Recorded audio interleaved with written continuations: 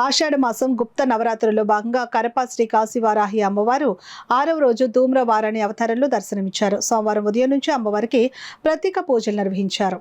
అదేవిధంగా ఉదయం 9 గంటల నుంచి శ్రీ కాశీ వారాహి అమ్మవారి పీఠం వద్ద అమ్మవారికి గణపతి పూజ, పంచామృత అభిషేకాలు నిర్వహించారు.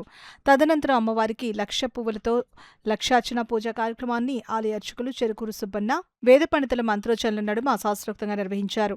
పలివెల వెంకట నాగభాస్కర్ రాయలు, వీరరాఘవమ్మ దంపతులు చేతుల మీదుగా లక్ష పుష్పాలతో లక్ష పూజ చేశారు. అమ్మవారు ఈ రోజు ధూమ్ర వారాహి అవతారంలో దర్శించుకోవడం వల్ల పాడి పంటల అభివృద్ధి కలుగుతుంది అనే నమ్మకంతో భక్తులు అధిక సంఖ్యలో పాల్గొని అమ్మవారిని దర్శించుకున్నారు. వచ్చిన భక్తులకు అందరికీ ఉచితంగా అమ్మవారిని దర్శించుకునేందుకు ఆలయ ధర్మకర్త చిక్కాల దొరబాబు ప్రత్యేక ఏర్పాట్లు చేశారు. సందర్భంగా ఆలయ ధర్మకర్త చిక్కాల దొరబాబు మాట్లాడుతూ కాకినాడ జిల్లా అమ్మవారి 8వ వారాహి దేవాలయంలో దర్శించుకునేందుకు రాజమండ్రి ఆర్టీసీ డిపో నుంచి ప్రత్యేక బస్సు వేయడం జరిగిందని, అందులో 3వ దేవాలయంగా కరప వారాహి అమ్మవారి ఆలయాన్ని ఎంపిక చేయడం జరిగిందని అన్నారు.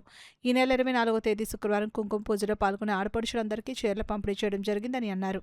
నేను ఏమంటున్నాను అన్నా కూడా మా ఆడపడుచు మా అక్క చెల్లెలు లేరు కాబట్టి మీరే మాకు ఆడపడుచు కాబట్టి వచ్చి దర్శనం చేసుకోండి. ఆడపడుచులే కదా మగోళ్ళు కూడా వచ్చి దర్శనం చేసుకోవచ్చు. ఎందుకంటే ఆడపడుచు అంటే ఏమైనా గ్రామ దేవతలని ఏదైనా సరే ఆడపడుచుగా భావిస్తాం కాబట్టి అంత కాబట్టి తప్ప మగోళ్ళు కూడా వచ్చి దర్శనం చేసుకోవచ్చు. ఎందుకంటే అండి వేళ ఒక అద్భుతం.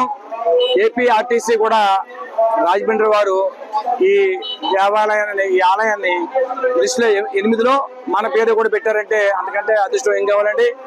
అందరూ కృషి చేస్తున్నారు దీనికి. అమ్మవారు నా వంతు నా సాయం అని అందరూ కూడా చేతవలే తక్కువ టైంలో 5 నెలల్లో ఇంత పేరు వచ్చిందంటే ఇది అమ్మవారి గొప్పతనం తప్ప మాదేమీ లేదు. నిరంతరం పూజలు ప్రతి శుక్రవారం కూడా కుంకుమ పూజ చేస్తున్నాం. వేల మంది అదే శుక్రవారం, రేపు శుక్రవారం కుంకుమ పూజలో కూర్చున్న వాళ్ళకి అందరికీ కూడా చేరవాలని సంకల్పంగా ఉన్నాం. ఓన్లీ కుంకుమ పూజ కూర్చున్న వాళ్ళకే అమ్మవారు చేరెత్తామండి. అలాగా ఇది సంకల్పం. రేపు 23వ కుంకుమ పూజ కూడా అందరూ బాగుండాలి, మనం ఉండాలనే ఉద్దేశంతో సంకల్పం, లోక కళ్యాణం నిమిత్తం తప్ప రెండోది లేదు. చూడండి ఎక్కడైతే ఆడవారు గట్టిగా ఉంటే ఆ కుటుంబం ఎప్పుడు బాగుంటుంది. అలాగే అమ్మవారు చాలా ప్రబలంగా ఉన్నారు కాబట్టి ఎంతమంది జనాన్ని తీసుకొస్తుంది. పొద్దున్న కరీంనగర్ నుంచి వచ్చారంటే చూడండి, తెలంగాణ నుంచి కారు తీసుకుని ఇన్స్టాగ్రామ్ లో చూసి మేము వచ్చామంటే ఆశ్చర్యపోతున్నాను. ఎక్కడికి వెళ్ళిపోయింది చూడు అమ్మవారు. తెలంగాణ నుంచి కూడా వచ్చారంటే అంతకంటే ఏం కావాలి, అందరూ బాగుండాలి, మనం ఉండాలి ఉద్దేశంతో చేసే కార్యక్రమం.